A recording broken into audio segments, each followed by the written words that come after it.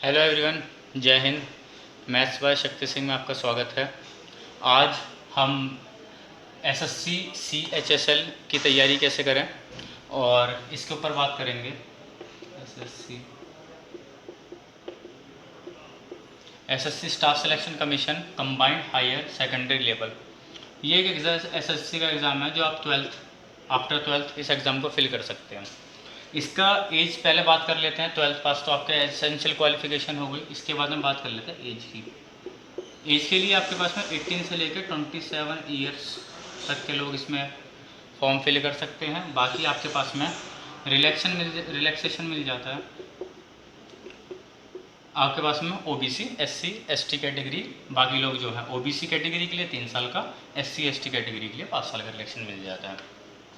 अब आगे बात कर लेते हैं कि इसमें पेपर कैसे होता है। पहले वक्त तो होगा प्रीलिम्स। प्रीलिम्स में आपके पास में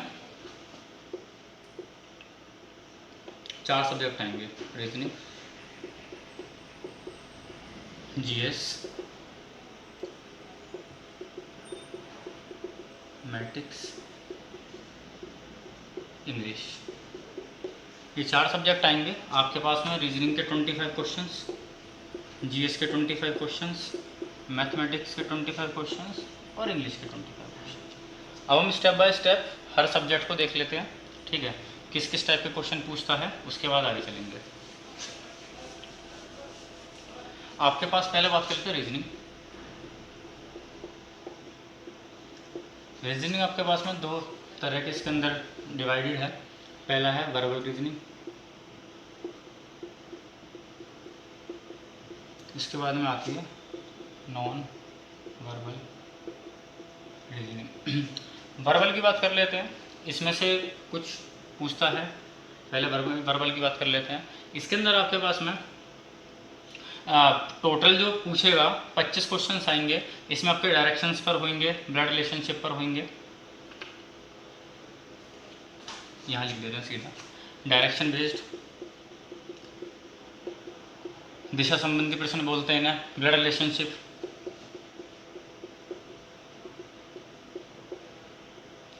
ठीक है, रक्त संबंधी प्रश्न। उसके बाद में सीरीज पूछ लेता है आपके पास में। सीरीज आपके पास में 2-3 तरह की हो सकती है। ये आपके पास में नंबर की भी हो सकती है, नंबर बेस्ड। दूसरा आपके पास अल्फ़ाबेटिकल हो सकती है, ठीक है, अल्फ़ाबेटिकल सीरीज में पूछ लेता है क्वेश्चन। इसके ऊपर ऐसे पूछ लेता है। अब आपके पास में तीसरा, उसके बाद में वो आपके पास सीरीज के ऊपर पूछेगा। एक क्वेश्चन मैट्रिक्स से पूछता है, हिंदी बोल देते हैं आव्यूह, आव्यूह के ऊपर क्वेश्चन पूछेगा। उसके बाद में आपके पास में ये आपके पास में पूछ सकता है मैथमेटिकल कैलकुलेशन, जिसमें आपके पास में बोर्ड मास फॉलो करवा देता है। उसके बाद में एज चैप्टर पूछ सकता है, एज चैप्टर पर क्वेश्चन पूछ लेता है, ठीक है। उम्र संबंधी प्रश्न आप हिंदी में बोलते हैं। उसके बाद में शब्दों का तार्किक समूह बोलते हैं। एक सीक्वेंस एंड ऑर्डर में पूछ लेता है। यहाँ पर सीक्वेंस में उस सीक्वेंस में लगवाएगा। जैसे एक सीक्वेंस दे देगा कि पहले कौन सा आएगा, लास्ट में कौन सा आएगा, उसे रीअरेंज करना होता है। सीरीज हो गई। उसके बाद में आपके पास सीक्वेंस पर लेकर आ गया। उसके बाद में वो आपके पास में पूछ सकता है, इसी में बात कर लेते हैं अभी।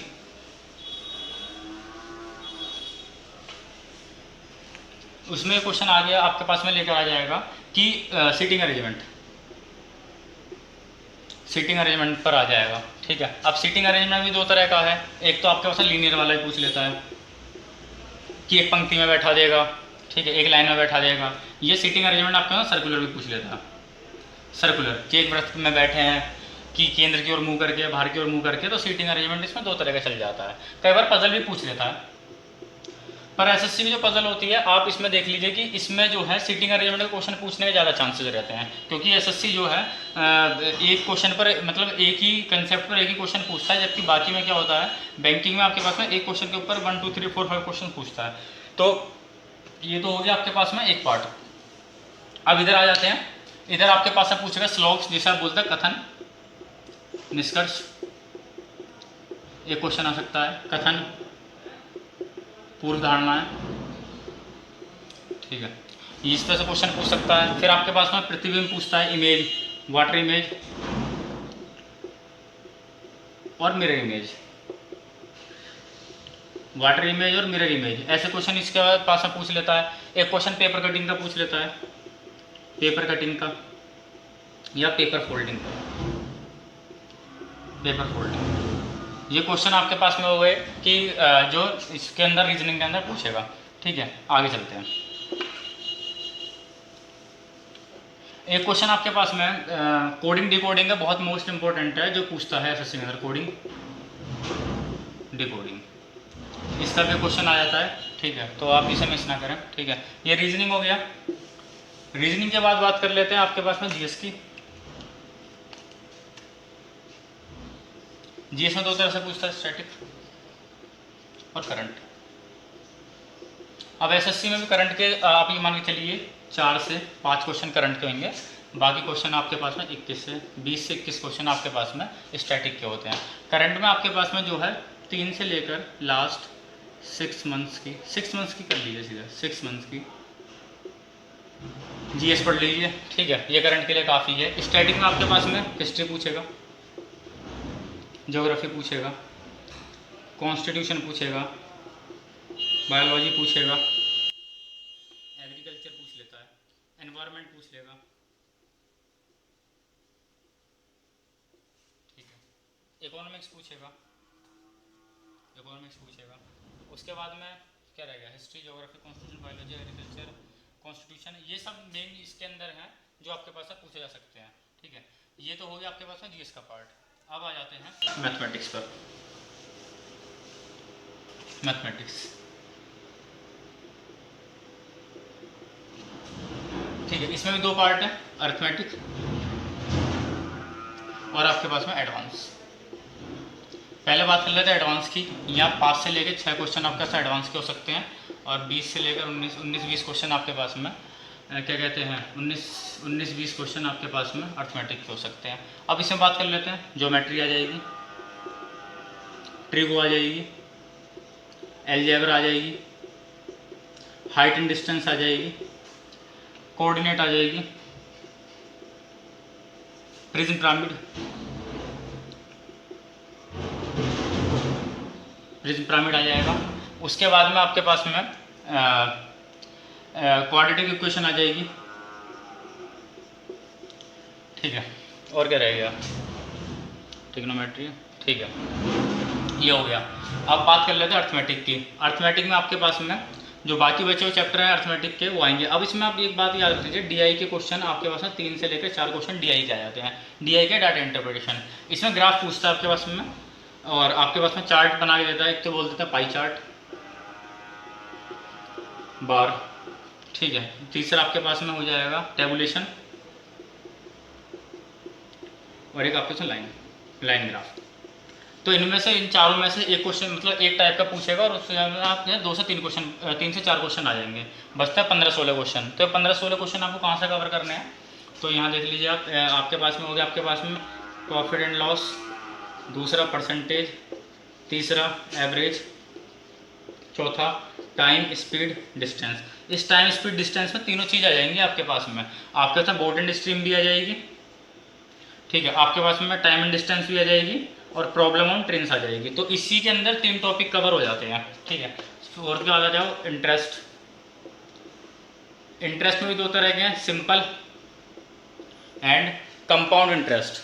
ठीक है, सिंपल एंड कंपाउंड इंटरेस्ट। इसमें जो है क्या कहते हैं, सिंपल और कंपाउंड इंटरेस्ट। उसके बाद हम मेंसुरेशन पर आ जाते हैं। मेंसुरेशन में आपके पास में 2 तरह के आ जाएंगे, एरिया, वॉल्यूम। ठीक है, वॉल्यूम। उसके बाद में आ जाते हैं हम एलसीएम एंड एचसीएफ। उसके बाद में मोस्ट इंपॉर्टेंट आता है नंबर सिस्टम। नंबर सिस्टम से एक आध क्वेश्चन तो जरूर पूछता ही पूछता है, तो आप नंबर सिस्टम को भी अच्छे से कर लीजिए। ठीक है, इसके बाद ये हो गया आपके पास में, ये तो हो गया मैथमेटिक्स का सिलेबस। आगे बात कर लेते हैं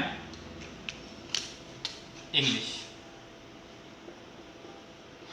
इंग्लिश में आपके पास में, ठीक है, आपके पास में ग्रामेटिकली पूछेगा, ठीक है। ग्रामेटिकल में आपके पास में क्या आ जाएगा, क्या क्या कहते हैं, इसमें देख लेते हैं एरर्स आएंगी। ठीक है, इडियम फ्रेज, ठीक है, 2 से 3 एरर आ जाएंगी, 3 से 4 कर लीजिए, 2 से 3 से 4 इडियम फ्रेज, 2 से 3 कर लीजिए। ठीक है, सिनोनियम्स और एंटोनियम्स, तो ये भी 4 से 5 आके बैठ जाते हैं। ठीक है, उसके बाद में वन वर्ड सब्स्टिट्यूशन, ये 2 से 3 हो जाते हैं। ठीक है, और पैराग्राफ, पैसेज पूछेगा या फिर क्लोज टेस्ट पूछेगा, तो आप ये मान के लिए 4 से 5 क्वेश्चन आपके पास में इसमें हो जाएंगे पैसेज क्लोज टेस्ट के अंदर। उसके बाद स्पेलिंग पूछ लेता है, करेक्ट स्पेलिंग पूछेगा या कौन सी गलत है, वो 2 से 3 आपके पास में यहाँ पर आ जाएंगी। ठीक है, उसका जम्बलिंग पूछ लेता है, जिसे आप सेंटेंस रीऑर्डरिंग बोलते हैं, ये 2 से 3 आपके पास में यहाँ पर आ जाएंगे। ठीक है, तो ये चीज़ के अंदर पूछेगा। ठीक है, और कई बार ऐसा होता है, बीच में देखने को मिला था कि एसएससी ने डायरेक्ट इनडायरेक्ट एक्टिव पैसिव भी दे दिए थे, तो आप थोड़ा सा इसे भी तैयार कर लीजिए, एक्टिव पैसिव और डायरेक्ट इनडायरेक्ट, क्योंकि 16-17 वाले कुछ एग्जाम में देखने में मिलता 2 से 3 इसके भी क्वेश्चन डाल दिए थे। तो कुल मिला के ये टोटल जाएगा आपके पास में एसएससी 25 मार्क्स का इंग्लिश पूछेगा। तो अब आपके पास में टोटल हो गया 100 क्वेश्चन हो गए, 200 मार्क्स के हो गए, जिसमें कि आपके पास में 0.5 की नेगेटिव मार्किंग भी होती है, नेगेटिव मार्किंग। तो इसका आप ध्यान रखें करने से पहले। ठीक है, कि अगर आपको नहीं आ रहा है क्वेश्चन वगैरह तो आप नेगेटिव ना करने की कोशिश करें। ठीक है, अब बात कर लेते हैं, ये तो था हमारे पास में प्रीलिम्स का एग्ज़ाम जो होगा। इसके बाद में क्या है, इसके बाद में आ जाते हैं हम जो इसका सेकंड फेज़ का एग्ज़ाम होगा। सेकंड फेज़ का एग्ज़ाम होता है आपके साथ डिस्क्रिप्टिव एग्ज़ाम।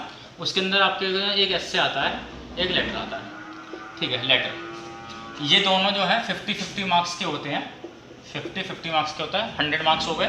तो आपके पास में एस्से और लेटर आएगा, आप चाहें तो हिंदी में लिख सकते हैं या आप इंग्लिश में लिख सकते हैं, चॉइस आपकी है। ठीक है, इसके लिए आपको कैसे पता लगेगा, जैसे आपके पास में शीट आएगी तो उसके ऊपर शीट में ऐसे रहता है, एक कॉलम ऐसे बनाता है, इंग्लिश हिंदी, आपको किसी भी एक को टिक करना होता है। ठीक है, ये नहीं कि आपने इंग्लिश में ऐसे लिख दिया और हिंदी में लेटर लिख दिया, नहीं। पर अगर आपने इंग्लिश ही चूज़ करा तो दोनों चीज़ें आपको इंग्लिश में लिखनी है, अगर आपने हिंदी चूज़ करा है तो आपको फिर दोनों चीज़ें हिंदी में लिखनी है, अलग अलग नहीं ले सकते हैं। तो ठीक है, अब यहाँ पर ये हो गया। जब आप इसके बाद आपके पास फिर मेरिट लगेगी, उसके बाद में फिर आपके लिए क्या है, आपको डॉक्यूमेंट वेरिफिकेशन और टाइपिंग के लिए बुलाया जाएगा, डीवी एंड टाइपिंग। अभी डिपेंड करता है कि आपका डीवी और टाइपिंग जैसा है, एक दिन भी हो सकते हैं, अलग अलग भी हो सकते हैं। तो जब आपका डॉक्यूमेंट वेरिफिकेशन हो जाएगा उसके बाद टाइपिंग होगी। टाइपिंग में आपके पास में 2 तरह की हैं, एक तो हिंदी में चाहिए आपके पास में 30 वर्ड पर मिनट और इंग्लिश में चाहिए 35 वर्ड पर मिनट, जो इंग्लिश की टाइपिंग है। जब ये आपके पास में हो जाएगा तो टाइपिंग वगैरह हो गई, तो अब इसके बाद में एक आपके पास में आ जाते हैं पोस्ट प्रेफरेंस की बात पर। ठीक है,